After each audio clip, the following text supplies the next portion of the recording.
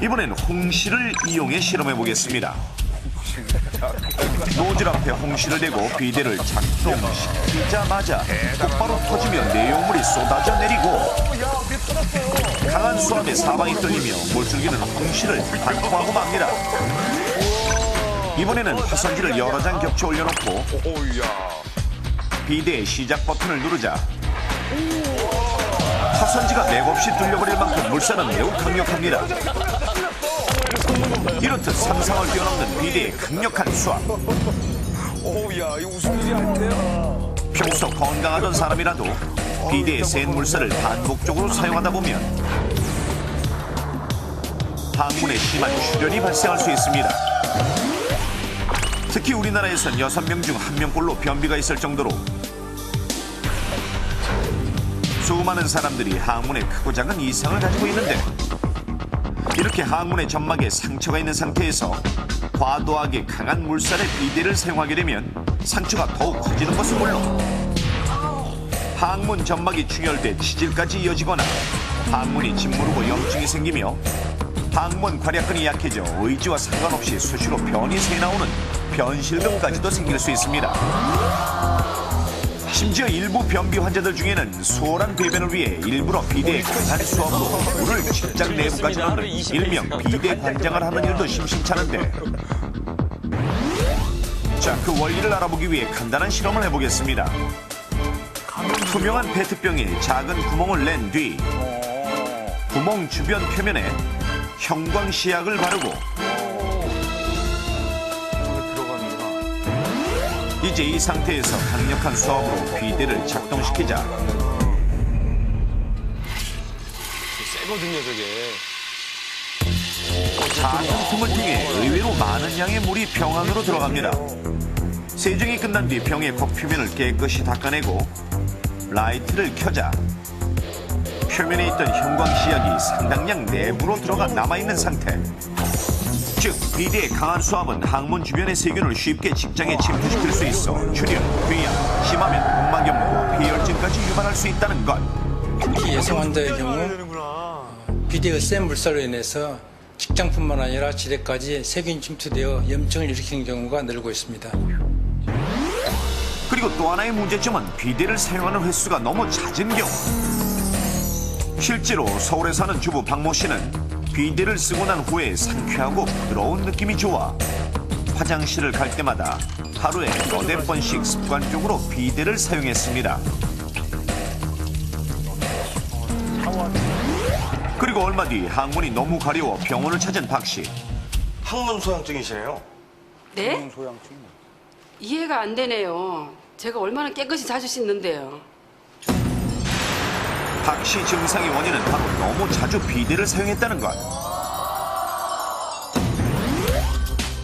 항문 부위에는 윤활유 작용과 피부 보호막 작용을 하는 기름층이 존재해야만 정상인데 비데를 사용하면 자연히 기름의 일부가 씻겨나가게 됩니다. 하지만 만약 너무 자주 비데를 사용해 많은 양의 기름이 씻겨나가 버리면 피부 점막이 건조해지면서 심하게 가려운 항문 소양증이 나타납니다.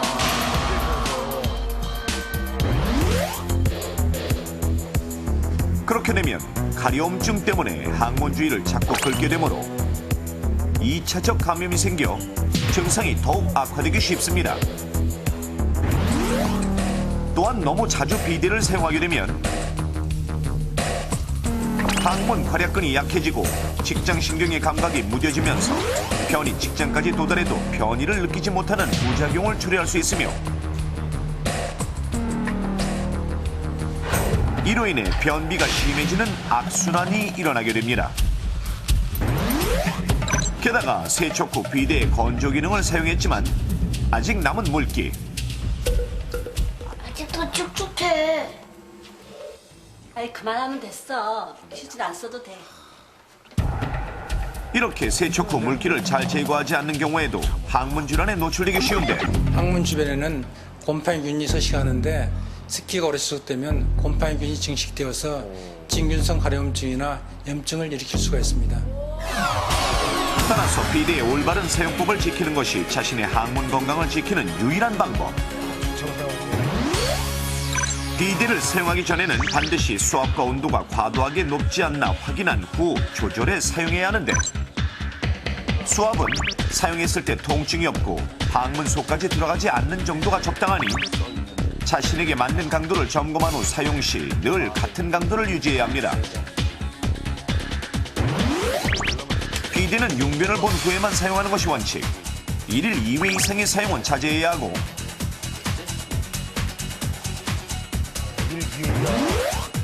사용 후에는 반드시 물기를 깨끗하게 제거해야 하며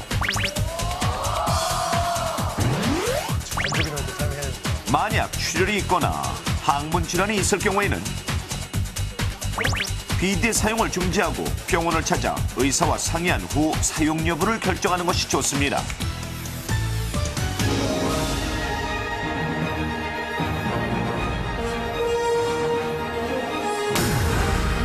청결을 위한 지나친 욕심이 오히려 당신의 몸을 병들게 할 수 있습니다. 잘 봤습니다. 좀 가장 걱정되는 게 아까 그 쾌변 그 기능 사용하신다는 이수근 씨 괜찮으세요?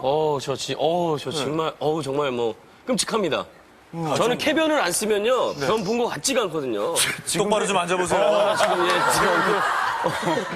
이게 안마 받는 거랑 비슷합니다. 네. 그래서 이게 안마를 점점 자주 받다 보면 점점 세게 이런 것처럼 이 강도도 수압도 점점 높이게 되는 거라고요. 맞아. 그런 게 있어요. 왠지 덜 닦이는 것 같잖아요. 그런 거 보면 제가 사용하는 게 맞는 거. 저는 그 왜 강에서 약까지 이렇게 돌아가는 거 있죠? 아, 마사지? 기능에다가 무브 기능. 이렇게 앞뒤로 이렇게 해서 예. 얘기 나온 김에 제일 궁금한 것부터 한번 여쭤볼까요, 우리 선생님께? 비대 거의 뭐 매니아거든요. 저는 정말 비대 없으면 거의 뭐 대변을 안 볼 정도로. 예.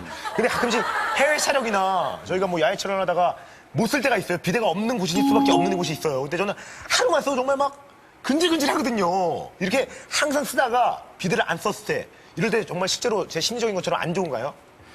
홍철 씨처럼 그렇게 너무 비데를 많이 사용하셔가지고 예. 항문을 아주 청결하게 유지해야 되겠다. 이것도 좀 문제가 있습니다. 왜냐하면 항문이라는 부분이 다소 좀 지저분해도 그것이 외부 병균의 침입을 막아주는 그런 역할도 할 수 있거든요. 그런데 그거를 하루에 뭐 4번, 5번 과도하게 사용하시다가 또 무슨 일이 있어서 하루 이틀 사용하지 못하게 되면 오히려 이제 외부 병균이 침입할 수 있는 그런 기회가 될 수 있습니다. 근데 저는 아까 화면 보면서 놀랐던 게요. 그 입원 환자 1위가 치질이라잖아요. 진짜. 그렇게 많은지 몰랐거든요. 그럼 치질을 좀 예방하기 위해서 우리가 좀 할 수 있는 게 어떤 일이 있을까요? 치질의 원인은 아까 조영기 씨께서 아주 정확하게 말씀을 해주셨거든요. 그 말씀 틀린 것은 아닌데 이제 문제는 요즘에 와서 이제 어떤 것이 이제 원인이 되겠느냐 하는 것 때문에 틀리신 거고 조영기 씨가 말씀하신 대로 잘못된 배변 습관, 다시 말하면 화장실에 너무 오래 앉아 있는 거 굉장히 좋지 않습니다. 그래서 저희들이 그 일반적으로 한 5분 이내에 대변을 보실 것을 권장해드리고 특히 책이나 신문이나 이런 읽을 거리를 가지고 들어가지 않는 것이 중요합니다. 샤워기 틀어놓고 그 물로 많이 제가 이렇게 닦거든요. 물로, 샤워기 물로. 왜냐면 비데가 없는 데도 많기 때문에 샤워기 틀어놓고 물 받아서 이렇게 뒤에 이게 그런데 그거는 괜찮은 건가요? 그 절대 좋지 않습니다. 그거. 네. 그 항문 소양증이라는 것이 말 그대로 소양이라는 게 가렵다는 뜻이거든요. 근데 그 원인이 뭐냐면